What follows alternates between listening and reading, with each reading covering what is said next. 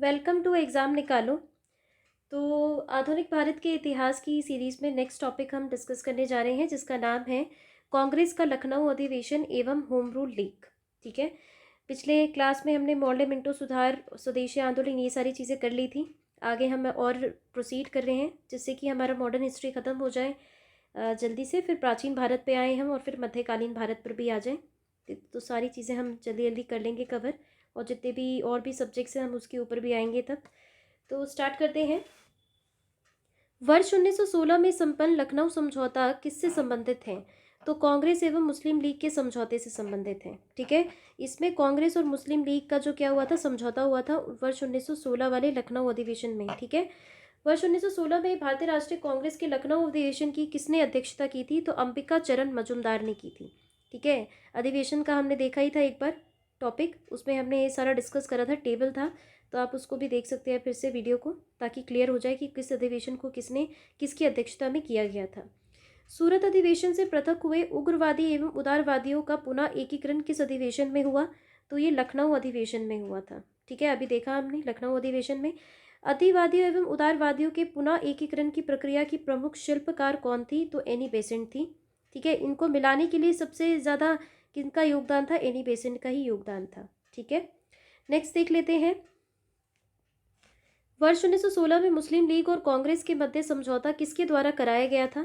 तो ये बाल गंगाधर तिलक के। एनी बेसेंट और बाल गंगाधर तिलक जो थे महत्वपूर्ण लोग थे जिन्होंने इनका समझौता करवाया था। कांग्रेस के 1916 के लखनऊ अधिवेशन में लिया गया वह निर्णय क्या था जिसके मुख्य दूरगामी परिणाम हुए? तो कांग्रेस द्वारा मुस्लिम लीग की पृथक निर्वाचन क्षेत्र की मांग स्वीकार। इन्होंने स्वीकार कर लिया, इसी वजह से क्या हो गया था, इनका दूरगामी परिणाम हमने देखा कि अलग हो गया था फिर स्वतंत्रता के बाद। मोहम्मद अली जिन्ना को हिंदू मुस्लिम एकता का दूत किसने कहा था? तो सरोजनी नायडू ने कहा था। ठीक है। सरोजनी नायडू ने, ये पूछा हुआ है क्वेश्चन काफ़ी बार।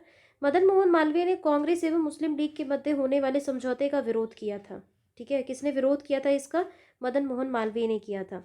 भारत में होम रूल लीग की अवधारणा किस देश से ली गई थी? तो आयरलैंड से ली गई थी।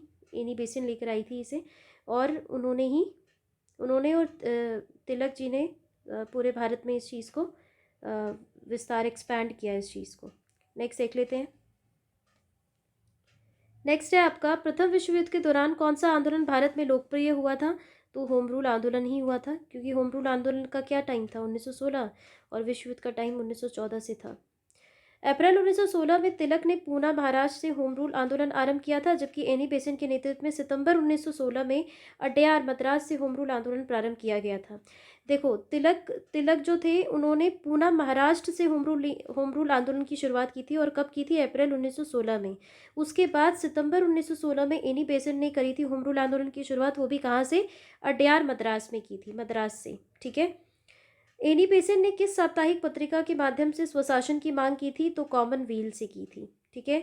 इनके कई महत्वपूर्ण ये पत्रिका हैं, वो हमने पहले ही डिस्कस कर चुके हैं, तो वो याद होना ज़रूरी है। नेक्स्ट देख लेते हैं हम। नेक्स्ट देख लेते हैं होम रूल आंदोलन के बारे में थोड़ा विस्तार से, कि होम रूल आंदोलन क्या क्या है आपका। देख लेते हैं। होम रूल आयरलैंड का शब्द है। ठीक है। ये होम रूल जो है ये किसका शब्द है? आयरलैंड का शब्द है, आयरलैंड से ही लाया गया था।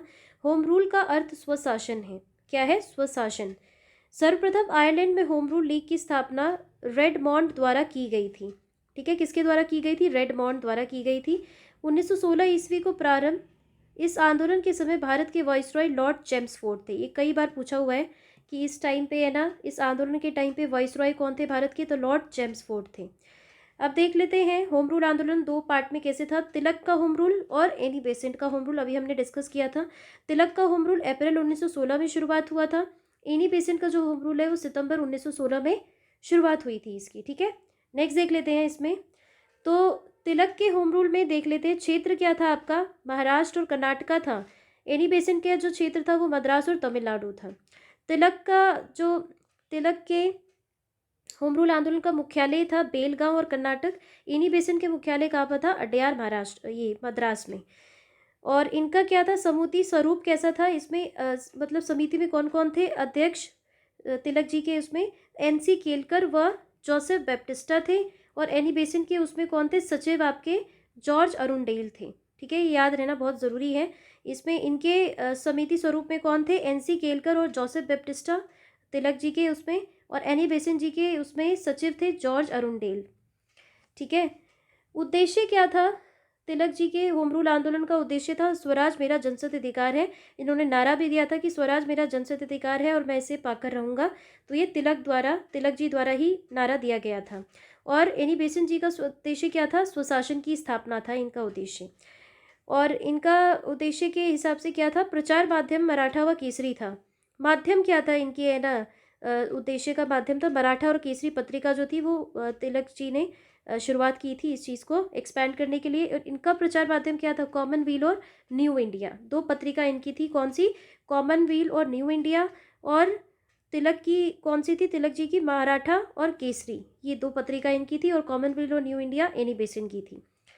नेक्स्ट देख लेते हैं, फेबियन आंदोलन का प्रस्ताव किसने दिया था? Annie Besant. फेबियन आंदोलन मतलब होम रूल ही होता है, इसका अलग नाम है होम रूल का, फेबियन आंदोलन। ठीक है, तो ये फेबियन आंदोलन था। तो फेबियन आंदोलन को ही फेबियन आंदोलन होम रूल आंदोलन को ही कहा जाता है, उसका अलग नाम है ये। तिलक तथा एनी बेसेंट द्वारा बनाए गए होम रूल लीग आंदोलन की शाखाओं को किस वर्ष एक कर दिया गया? तो वर्ष 1918 में।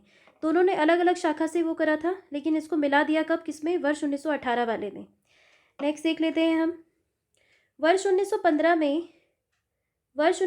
में अमेरिका में होम रूल लीग का गठन किसके द्वारा किया गया था? लाला लाजपत राय के द्वारा किया गया था। अमेरिका में जो होम रूल लीग का गठन था किसके द्वारा किया गया था? लाला लाजपत राय के द्वारा। एनी बेसेंट की होम रूल लीग के साथ George Arundale, CP Ramaswami Iyer, VP Wadia, Motilal Nehru, Tej Bahadur Sapru, Madan Mohan Malaviya आदि संबंधित लोग थे। कभी कभी इससे भी पूछ लिया जाता है कि इनके जो होम रूल लीग आंदोलन थे तो उससे संबंधित लोग कौन थे, तो वो भी आपको याद होना चाहिए। ठीक है, तो ये पूरा था आपका होम रूल आंदोलन के बारे में।